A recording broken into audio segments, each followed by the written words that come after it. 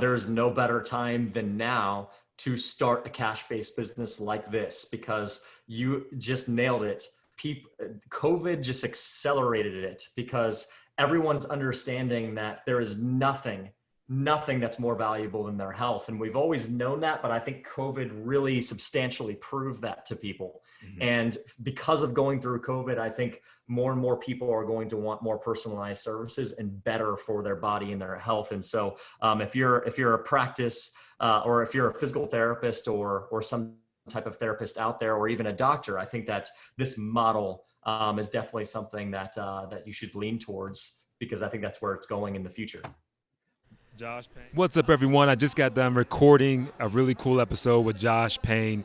I'm still at the airport, as you could probably hear the guys talking in the background, but I didn't want to hesitate. I wanted to hurry up and get this episode out because Josh brought so much heat, especially to all my clinicians that are looking to carve out a lane, a cash-based service lane, and they're relying on insurance right now. And there's not a really clear roadmap on how to do that.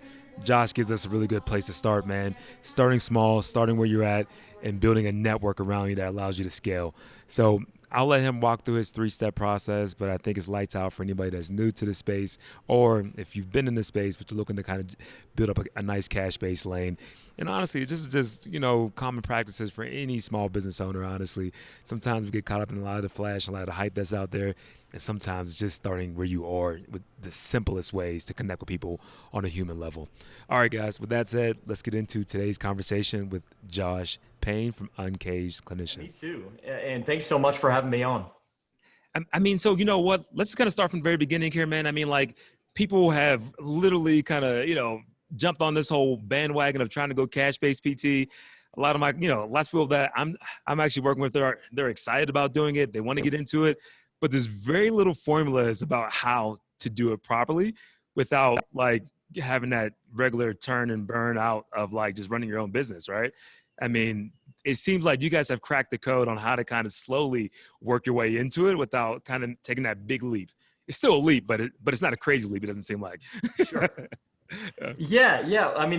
We've been coaching physical therapists on this, and honestly, for your audience, this model, right, concierge physical therapy or cash-based therapy, whatever you'd like to call it, can work for any therapist, chiropractor, any healthcare professional. And I think the biggest thing we've learned a lot. It's still with any business. There's going to be those struggles and those times, but I think that we have figured out how to ease into a practice of your own, and make it a little bit more simple on practice owners, especially if they don't have any experience as a business owner whatsoever. Well, that's why I really find what you guys are doing very valuable, because unlike myself, right? For instance, I've always been an entrepreneur type of guy. I was always trying to sell stuff. Not that it was, I wasn't really good at it, but, I was trying. I was out there, right? But a lot of PTs, man, they don't have that same exposure around business that some other people might have through, going to college. Not that college kind of preps you that well, I wouldn't say either, but still, they don't have that experience from what I'm seeing. So having an actual partner kind of walk next to you throughout the process is extremely valuable, it seems like, man. Yeah, well, the interesting thing about physical therapy is that it's still not taught in school.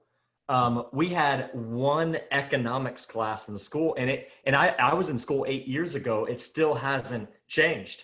I still talk to pre-physical therapists and PTs that are in school right now, and they're still not teaching about business, whereas chiropractors, massage therapists, these other kind of aligning professions, they all learn about some level of business in school. And so, yeah, you come out with all of the skills, but then if you want to start your own practice, you've got to find other people that can teach you that.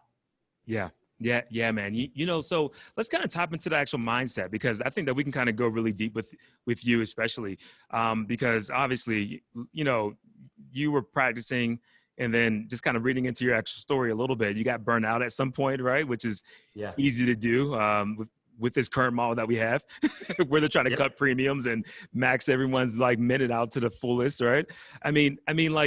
What was the mindset shift? How'd you get started into this process of saying, all right, it's time for me to back off and kind of walk out into some different pastures? Yeah, I'll tell you what happened is, so it was 4 years into being a PT. I Yeah. was only 28 years old. I'm 33 now, and I was 28. My wife and I had just moved to Denver, where you're at right now. My wife is a PT as well. We literally moved to Denver because we said, hey, the amazing thing about being a physical therapist is you can get a job anywhere. Yeah. And let's go experience somewhere in the country other than Texas before we have a child. And so we moved out to Denver and both got jobs fairly quickly. And I found myself in my sixth job in 4 years as a Wow. physical therapist. And so my resume was a mess. And in that sixth job, I again found myself in the same position, new company, new city, but miserable because it was the same story, no matter if it was in Texas or the city of Denver, Colorado. And the problem is that the companies are forced to make their clinicians to see more clients. I mean, to see more patients and to be more quick with their delivery of that as well. And so that company basically told me that I was spending too much time in my patient's home. It was a home health company.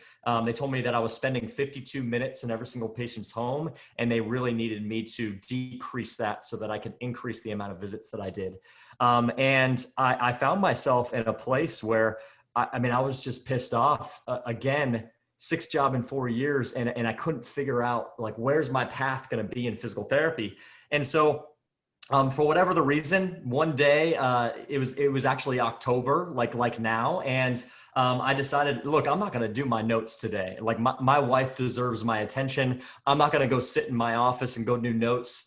And so I packed up my stuff. I went to my apartment. I flew open the front door. My wife is staying there in the kitchen, and I started, honestly complaining about everything with that job. And my wife looks at me very kind of sharply, like all of us men that listen to this podcast probably know that look by your wives, right? Okay. And she looks at me and she's like, Josh, are you ever going to be happy with your job as a physical therapist? And it was that moment that, and I told her, I said, I don't think so. With the way things are in healthcare, I just don't think so. And so from that moment on, I realized I had to find something, or else I was just, I was just doing the same thing over and over again, expecting a different result, right? And that's the definition of insanity, right? That's Albert Einstein. So I had to make a change, and I found this idea of concierge physical therapy. I saw a therapist that was doing it in New York. And honestly, it was just that aha moment of, hey, if she can do it in New York, there's zero reason why I can't do it in Denver. So I started my practice, Freedom Physical Therapy, in Denver in 2016. And that was the beginning of this whole concierge physical therapy idea. I love that, man. I mean, man, I love so much about that story because I think it relates to so many people.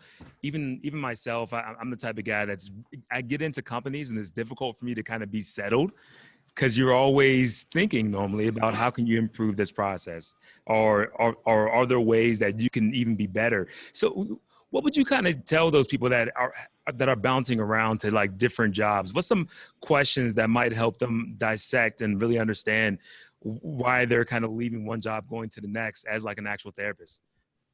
Yeah, I think it's that we're searching these external things like more money, better patient population, a different boss. Like we're searching these external things, but we're not actually looking internally to decide like what do you really want. That was the first time when my wife asked me that question that I really asked myself, like, dude, what the heck do you want?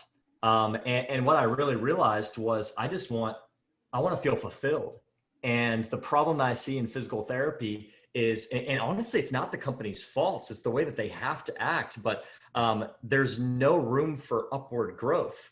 You look at a lot of other professions, sales professions, all these different professions, and people are driven generally by quite a few things, but one of them is that of being able to upwardly grow in that company.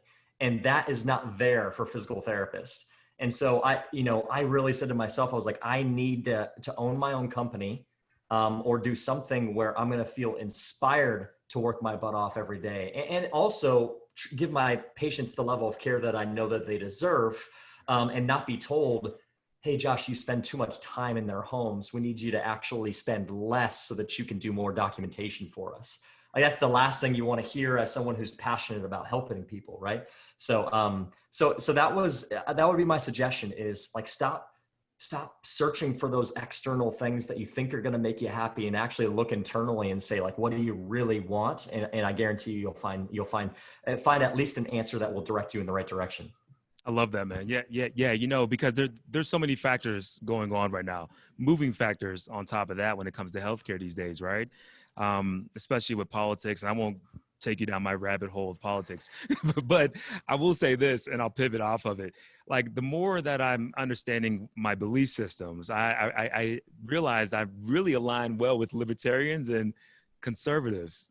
However, when it comes to healthcare, I like healthcare. I like everyone having access to it. If you don't mind, just kind of helping kind of lay out the whole landscape, because for PTs, are there going to be like negative impacts to their business? I know Medicare is looking at, having another cut, but are there things that if one party gets chosen over the other, where there's benefits are like negatives just based off how PTs operate? I'm curious. Yeah, that's a good question. That's a really good question. I know that things have been severely impacted in the last decade. Things continue to, reimbursement rates continue to go lower and lower. And that's really dangerous, because what happens with that, as Medicare makes these cuts and these different changes, is it does force companies to increase their productivity requirements of every single employee, and also cut employees and demand more. It's a recipe for burnout. Yeah. And so it's no question that, like, across physical therapy, and not only that, but even all healthcare providers, like, burnout is a very real thing. And so, honestly, I don't know between the two parties, what that could result of, but I think that the overall answer to your question is yes, and it's already been happening. And I feel like if that isn't solved, then physical therapy especially is going to be in a place where there's going to be a lot of unhappy providers, and there already is. And so, I think that's an answer to your question, hopefully. No, man, it is. It is, because I'm just trying to get a current lay of the land, because, it impacts people differently. Right. And I'm not here trying to sway anybody to kind of think one way versus the other, but it's just to get an understanding of what some of the policies might hit people with. Because I remember when I was in college, University of Pittsburgh, I'll never forget. I had a 2.68 or something like that GPA, because I partied too much, wanted to have too much fun. And I remember I was walking on the main strip, and I was like a sophomore, and I was talking to my mom, and she was like, well, it's time for you to get serious about school. You got to choose a major. I'm still undecided. And I'm like, okay, I can go to business, or I can become a physical therapist. And at the time, now this was in the early 2010s and all that, like, PTs were ranked as one of the happiest, career paths at one point, and now you kind of look at where it's going today, and you're like, man, it sucks to hear that the system is going to require a lot more with less. Like, it's like, hey, we need more outcomes, better outcomes, but we're going to pay you less, and you'll have less time to actually get it done. And that's why I think what you guys are doing is powerful. Yeah. And actually, the interesting part is, I think it's still true. I think, like, as a young person, when you're looking at professions and you do your research, I think physical therapy still comes up as one of the happiest professions, and then also one of the best professions to get in. The problem that I didn't know when I went into school is that the debt to income ratio does not make sense. Yeah. And it doesn't. And that's why I feel so bad. Like, of course, if somebody asks me, hey, Josh, should I be a physical therapist? I'm super passionate about the profession, but I'm going to be very real with them and say, hey, if you don't have the money to pay for school, like I didn't, my parents didn't have the ability to pay for my school. I had to go hundreds of thousands of dollars in debt. And so did my wife as well. I'm just very real with people to let them know that, like, hey, the debt to income ratio, it does suck. It's difficult. It'll put you back. And the problem is that I've even done research on this. Like, the growth of the physical therapist's salary does not align with the growth of the cost of schooling. And so, I know people can't see what I'm doing with my hands, but the growth of therapist salary is it goes up, but it's not increasing as dramatically as cost of schooling is. And so that creates a problem. And that's for doctors as well. And so many different professions, I mean, like, yeah, it's yeah. hands down, like, obviously it wasn't talked about during this election because of COVID and everything else, but you would have to imagine, like, the amount of school debt that people have out there is going to become a hot topic in the coming years, right? Whether it's, 2 years, 4 years, I'm not sure when, but I mean, there's so many people that have piled on so much debt, but what their earnings don't really match what the amount of debt that they have piled in, and people are locked in to some really bad terms, man. So, I mean, so let's kind of talk about your actual process, your solution. So, otherwise we can go really dark, really quick with that place. That's true. I mean, man, so, talking to the younger guys out there, right? They're leaving school, they do have obviously they have that overhanging of debt. Let's kind of talk about it from that standpoint.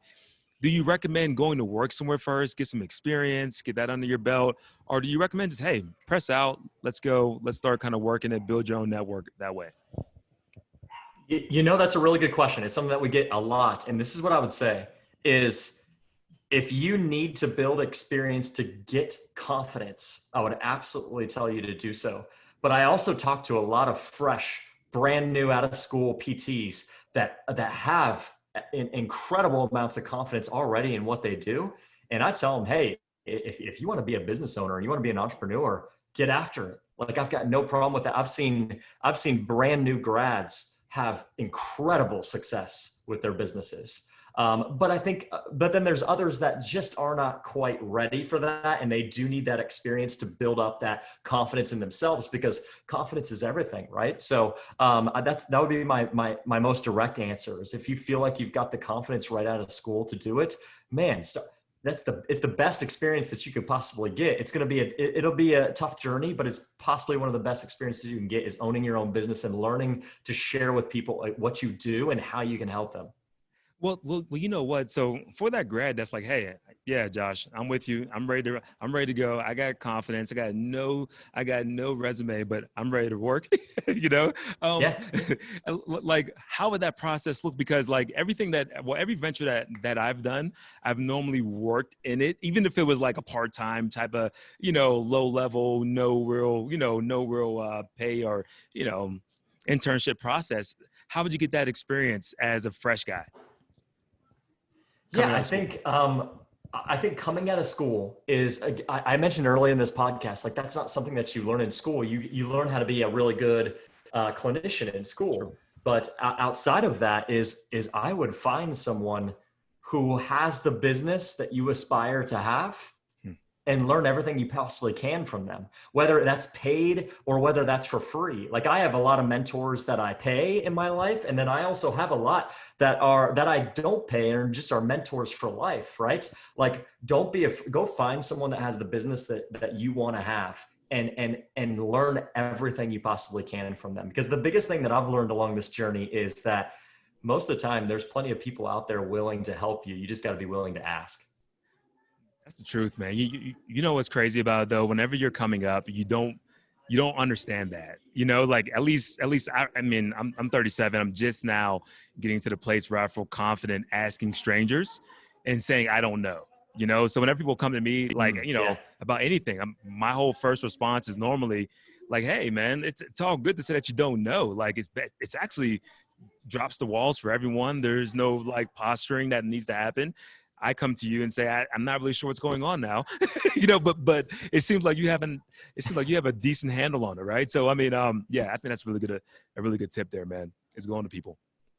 I think it's like, it's literally, you can think about it as like the biggest success, like, cheat code, honestly, is if you want to get there quicker, find someone in your life that has achieved what you want to achieve and learn everything you possibly can from them. I say this to our students all the time. And I'm not just saying this, guys, because I'm a coach. I'm saying this because this is what I've done to have success in not only in my physical therapy practice, but then also in my coaching business. Is I always find someone that, and I take my time as well. I find someone, hey, who has the business that I want, who has that knowledge and who's been through that pain and that struggle to get there.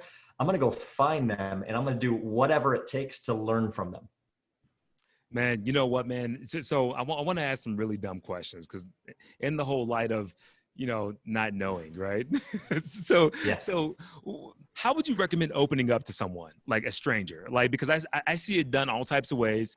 I know that I've done some very spammy things that I regret in hindsight, right? I'm like, oh, that was crap. I shouldn't have done that. I've used bots, Yeah. Yeah. Yeah. all that negative stuff, right? So what's the right way to go about approaching a possible mentor? Oh, that's a good question. That's a really good question. I think it all starts, especially because I've been able to see both sides of this. Like lots of Yeah. people will reach out to me as a mentor, and I've seen how not to do it as well. And I think the biggest thing is know that person, know what they do, and follow what they do. I mean, everybody's on social media these days, and this sounds cliche, but lead with a compliment and compliment them on what they're doing. Honestly, I've been doing this for quite a while now, and it's still, I'm sure it's the same for you. When I get that message in my social media inbox, which I do check all of mine still, Mm-hmm. and it's someone saying, "Hey man, I've been following your podcast for the last year or the last 2 years. I'm a huge fan of what you do." Man, like there's nothing better. We all enjoy compliments, right? There's Always. nothing more that lights you up than that, right? And so that's how I would lead with it, and just start a conversation and just say, "Hey, I really respect what you do." You don't have to immediately say, "Hey, I'd love for you to become my mentor." Right. You could just say, "Hey, I love what you do, and I'd love to be able to ask you some questions. What's the best way for me to do that?" Like, I think that just lead with a compliment and lead with a simple conversation starter, and that's going to be your best bet. But here's the wrong way to go about it. I'll Yeah, also tell you please, that please. Yeah, yeah. because I've gotten some of these recently. I had somebody reach out to me months ago, and I remember this message, and they basically said, "Hey, I'm starting this business. Could you please let me know how to market it?" And that was it. And I was just like, "Do you know how big of a question that is? Like I would have to spend lots of time with you to Yeah. do that." And I didn't respond really in the same way that I would have to the person that reached out to me and said, "Hey, I love what you guys are doing. I really respect what you're doing with your podcast. You guys are great. Would love to be able to jump on a call with you." Like, I'm going to say yes to that all day. But the person that's reaching out and saying, "Hey, I really just want to get something from you right now," like that leaves a bad taste in people's mouth. And still, I still responded back respectfully to that person. But I think that the bottom line is compliment them and why you like them and why you're reaching out to them. That's the best place to start, and then go from there. Yeah, man. You know what? So one of the best things I've seen recently that will get me to respond, because you're obviously a much better guy than me, because I ignore a lot of messages, and I and, do and too. and it's mainly just because of time and just not digging into it and want to do the homework. If somebody asks, like one of those blanketed questions, I'm like, oh, there's no time to go, just do some free consulting, breakdown of what you have going on, right? So, I mean, one of the things that's cool that I've seen though is lead with a compliment, because I'm definitely a guy that wants to hear it. I'll take all the compliments in the world. Bring them on. Right, Exactly. right. But if you can say something that's relevant, that lets me know that you at least went to the top half of my website, or you at least pulled up one podcast episode, you don't have to listen. You can just say, "Hey, I heard you talking to such and such," but just a relevant piece that lets me know that you're willing to take an extra step, Yeah. I think is great. And I would also say, man, I had people reach out with like several gifts recently, and just funny, like just being human. Like, I get into this phase and I have to slap myself out of it, where you turn into a robot when it's time to do business, as if business is, you're not doing business with people that like the same stuff you like. They watch, they have kids and they watch TV how you watch TV, or they're watching the game how you watch the game, whatever you're up to, right? And you get robotic and you say stuff that's not, you wouldn't ever say anywhere else besides whenever you're doing business, quote unquote.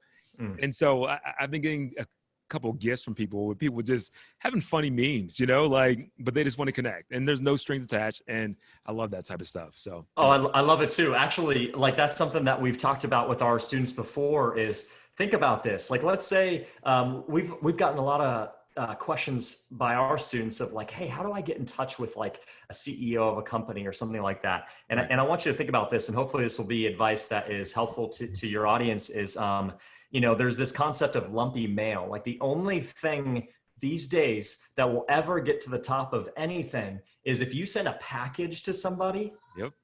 make sure it's well intentioned and well meaning, just like the stuff that you receive. But if you send a package to somebody, like their front desk are not going to open that package. If it's addressed to that person, it's going straight to that person. Mm-hmm. And so that's a great thing. But then also, this just adds to our conversation is not enough people do this, is just sending a simple card in the mail addressed to that person.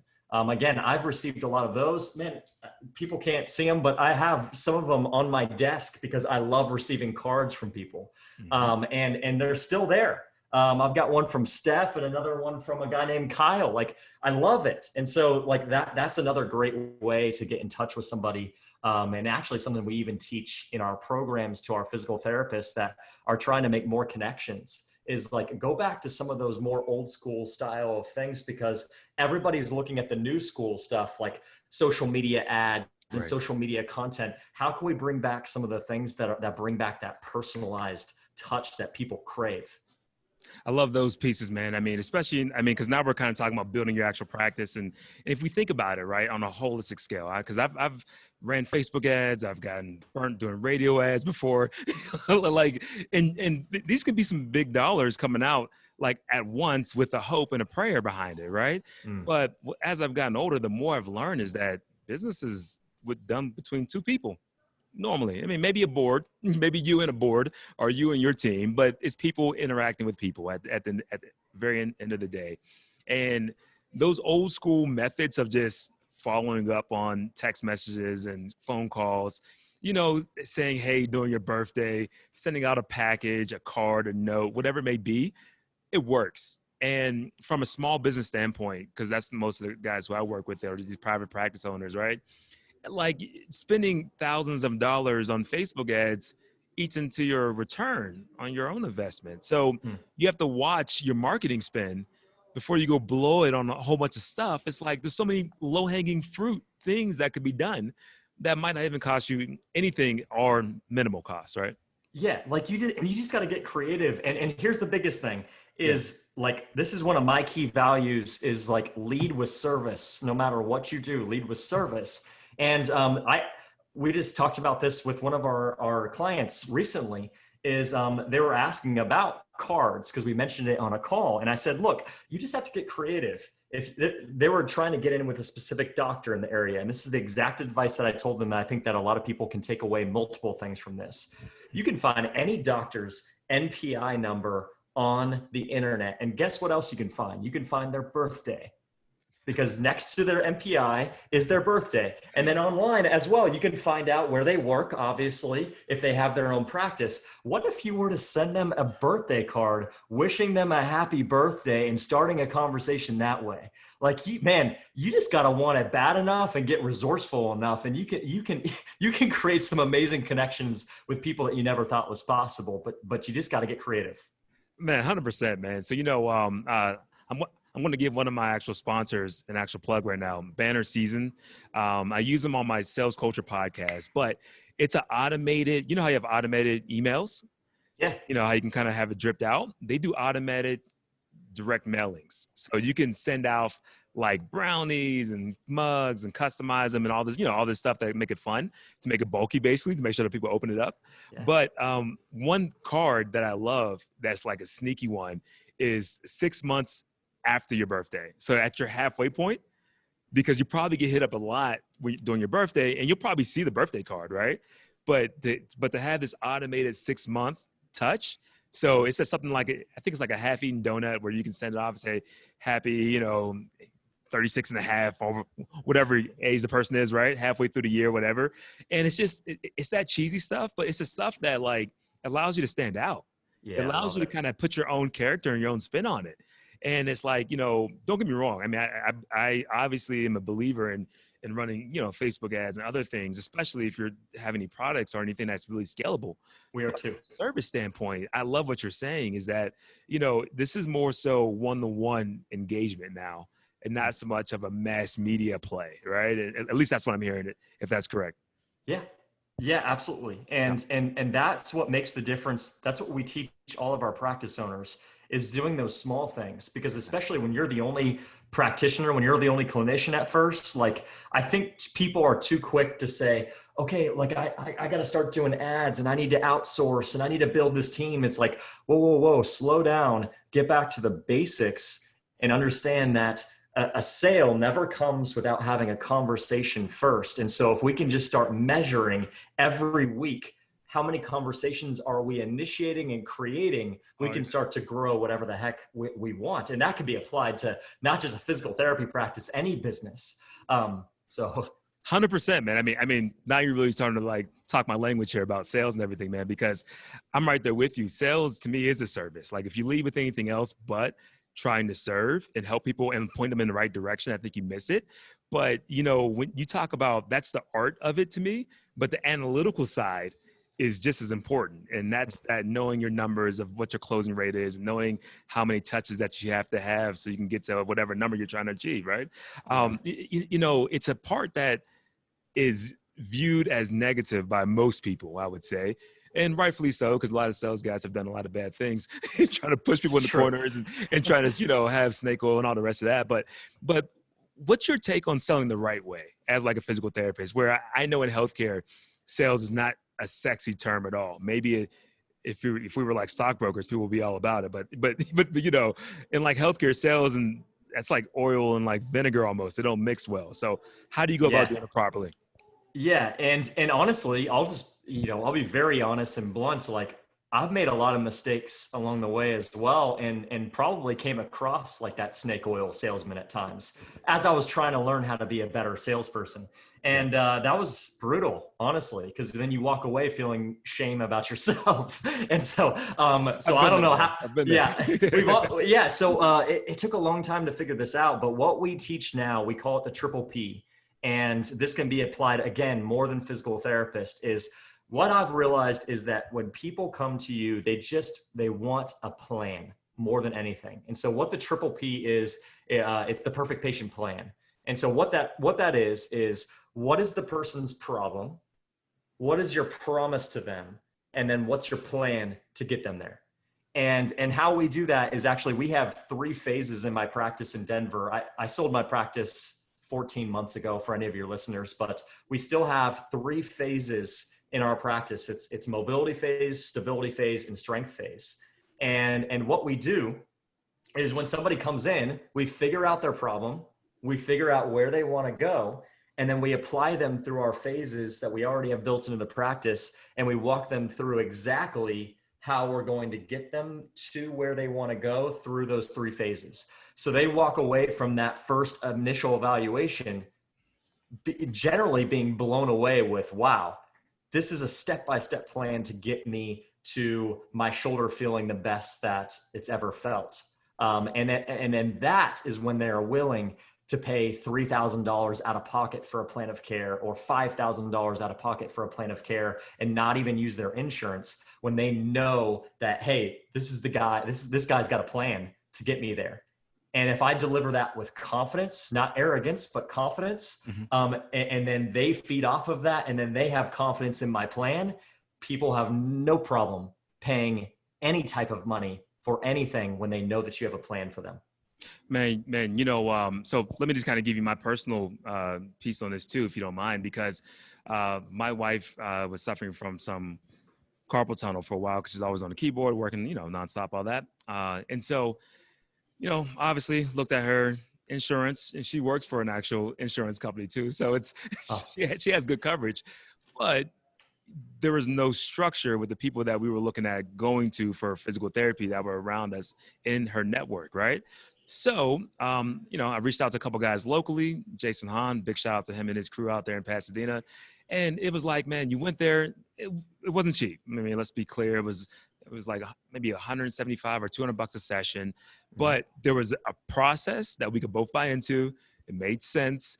And that's what we paid for was clarity.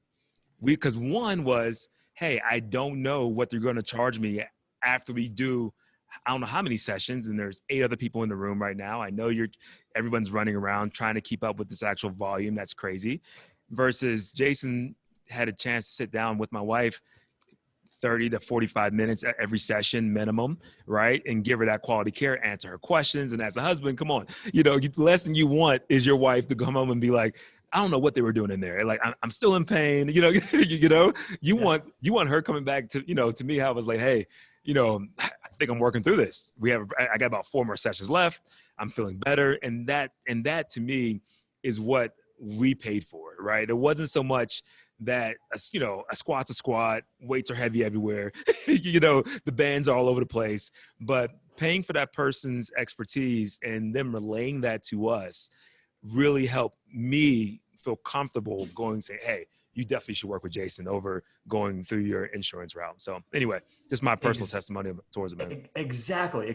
And too many times we just don't do a good enough job of that. And I was at fault of this as a new therapist as well, is you kind of, somebody comes in with maybe carpal tunnel and you say, yeah, we're going to try this for 2 times a week for 6 weeks. And that doesn't put confidence, and that doesn't give a level of peace and safety to the patient. You want them to walk away and say, and kind of have like a sense of relief that they just paid you all that money because they know that they have a plan. I've had patients walk out of visits, evaluations, crying because we actually put a plan in place for them. And so that's the biggest tip that I can give anybody listening to this is you've got to have a bulletproof plan to put in front of them and that you feel really confident in so that your patient can feel very confident in. And then the money side of things honestly takes care of itself after that. And it becomes less of a salesy conversation. Mm-hmm. Of course, there's still going to be people that see the value in the plan and they're looking at the dollars. And here's my other tip for that is this is something that I go off of even myself still to this day is don't ever leave a conversation in the context of affordability, leave it in the context of possibility. Oh yeah. That's good, bro. It's good. I like it, man. Yeah. And you could probably align with that as a salesperson. 100%. So many people end conversations and, well, it'll be $3,200 for this service. Your job is to help them to leave that conversation looking at what is actually possible. And so don't ever let somebody walk out of your door without letting them know, hey man, I know it's an investment of $3,200, but remember, like, this is where we can actually go with this. This is where and you got to really mean it. Remember, people can sense non-genuineness, if that's even a word. People can sense that like a shark and, shark smelling blood in the water, right? Mm-hmm. And so you've got to be very genuine with how you do this. But if you really mean it, help them to see the possibility before they leave. I think that's a game changer, man, because to me, like how I actually got this from another sales leader out there. And he was talking about, difference between people that just take orders, like order takers, like, hey, they're waiting for deals to kind of come to them. They might run some ads and say, well, who wants to buy? And then they'll just take whoever wants to buy, right? But selling to me is helping people to really see the unseen for them. You're helping them like discover new possibilities. It's exactly what you said, bro. It's exactly at least how I think about it is that, of course, we don't want to sell garbage. You're not trying to sell fluff. So if you believe in what you have, you believe it's a good thing for people. If you truly believe that, right? Product, service, whatever you have, then your goal should be to help them understand how that helps them achieve whatever they want to see happen in their life. And it can't come from a place of, I'll just get by. Because nobody's excited about just getting by. Like nobody wants to throw money at being average. Like, let's be honest, right? Yeah. Normally it needs to be something that, one, is logical, but two, is aspirational. And that's just my 2 cents. But I mean, I really like how you kind of phrase it up. I think it makes a lot of sense. I totally agree. And I'll just add one thing to that is that's probably step number 1 to being good at sales is number one, sell yourself first on your own product. If you wouldn't buy your own products, we got a serious problem. Yep. And this could be kind of a 3-step process for you. Number one, sell yourself first. Number two, have your perfect patient plan to put that piece to the patient's mind. And then number three is never leave a conversation in the context of affordability, leave it in the context of possibility. That's great, man. Dude, honestly, I think having these conversations, it's funny. I was just at a PT clinic earlier this week, and they're doing mainly insurance, about 90% insurance. And it's a good group of guys, man. Like there's 4 of them, actually like 5 or 6 of them. But anyway, about 4 different partners there. And 2 of them were sold on trying to start getting into this cash offerings and trying to offer more services. But man, it was a hurdle. It's a real hurdle for a lot of people, especially PTs, I would say, because selling is such a negative thing, you know? And so I think what you're saying is the right way to go about it. And I think if we have more and more of those right conversations, hopefully it will help people kind of have that confidence to kind of step out and do it, you know? Yeah, and something that you said earlier is something to understand about selling is when you can start to learn to love it instead of hate it, that's when things really change. And the way that you can love it is just understanding that all it is just helping someone to make a decision that they already want to make. And it becomes very genuine and fun when you realize that you have something good to offer to people. And so when you can start to understand that, hey, I actually have a moral obligation to learn how to become better at this so that I can help this person in front of me, that's when things really start to change and become great in regards to selling. And then when you see that selling conversation or that evaluation on your schedule, you're actually excited about it instead of dreading it and saying, oh crap, now I've got to be a snake oil salesman. You should, you should look at it and say, hey, I'm pumped to help someone make the right decision today. I love, man, you know, I love so much about this conversation, honestly, man, because it's something that it's a weird place for healthcare professionals to talk about selling. Maybe it shouldn't be weird though. And you know, with a couple of products that we carry, I have to go over to Germany at least once a year. I'm not going this year with everything going on, of course, but it's really interesting to see how, because everyone has coverage there, they still are willing to pay for things like preventative care, physical therapy out of pocket because they want that high touch, high outcomes, right? Better quality outcomes and very personal experience with physical therapists. So, and I think there's going to be a lot of opportunities of this happening in the future. So I think it's something that hopefully is just, that just keeps kind of building and building throughout the whole industry, man, as far as growing a business that is. I agree. I think these cash-based services for all different types of providers is definitely the future. And it's why we're so passionate about it, is because also consumers are becoming smarter, and not only smarter, but consumers are understanding the importance of their health and they want better as well. And so as we continue to move forward at that pace, people are going to start to want better and want to search out better people to help them with their problems, especially in regards to their health. We've been doing it for the longest time with personal trainers and different people like that, but I think all healthcare providers are starting to move that way more and more. Man, it's funny. Whenever we first talked, like a couple weeks ago or so, like you're absolutely right. Personal trainers, I feel like have nailed this down really well now, right? They're at this place where they know how to market themselves. You would almost think a personal trainer is doing a lot of physical therapy activities. You're like, man, this guy's a stretching. They're doing a lot of pain relief. They're doing some soft tissue work. You're like, okay, but this is a trainer, personal trainer. This is PT world, I feel like, and so it's really exciting for this industry for a lot of physical therapists out there, but we have to wrap up soon here, man. But Josh, you have to tell us more first about your company and where you guys are going in the future with everything going on. Yeah, so our coaching and our brand is Uncaged Clinician, because that's what we do, and all in the name is we help clinicians uncage themselves from corporate healthcare. And you can, basically we help physical therapists. And at this point, we've helped occupational therapists and even speech therapists to basically start and grow their own businesses, their own cash-based businesses, whether that is completely mobile or brick and mortar. So yeah, that's what we do. You can find us at uncagedclinician.com. And then also, find me on Facebook as well at Josh Payne, or on Instagram at the Concierge PT. Well, man, any predictions over the next 2 to 3 years? Because obviously COVID is, COVID's kind of wrecked a lot of things for a lot of people in like healthcare, at least the thought process of how they would kind of roll out things. But I think patients are going to be so much more health conscious after we get through this kind of, this little next bubble or this next period that we're in now. And it's like, with so much research showing that, a lot of the reasons why we're suffering is because our immune systems are weak, or we're overweight, or we have diabetes. And so I think people are going to really start to get on it. It's going to take some time, but what's your thoughts on the whole future as we get ready to wrap up here, man? I'm just really curious.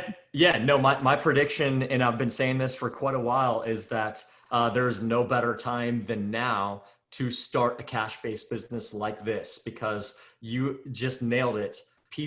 COVID just accelerated it, because everyone's understanding that there is nothing that's more valuable than their health. And we've always known that, but I think COVID really substantially proved that to people. Mm-hmm. And because of going through COVID, I think more and more people are going to want more personalized services and better for their body and their health. And so if you're a practice, or if you're a physical therapist or some type of therapist out there, or even a doctor, I think that this model is definitely something that you should lean towards, because I think that's where it's going in the future. Josh Payne, man, this has been a true pleasure, my man. We got to do, you know what? At some point, we'll have to circle back through, do this again, talk about like latest topics. Because I honestly swear I could talk to you about multiple things happening in this space for a good 3-4 hours, man. But I know. Seriously, you've been a blast to talk to, and thanks for doing this all in the Denver airport. This is awesome. Man, you know what? This has been one of those crazy days. And like, I was like, I'm not even sure if my internet's going to work right now, but hey, things worked out. So, hey, Denver Airports is the brand new podcasting hub, man. So I appreciate you. And thanks for all you do with your podcast as well. Oh man, no problem, man. Boom, we're out of here, Josh. See ya.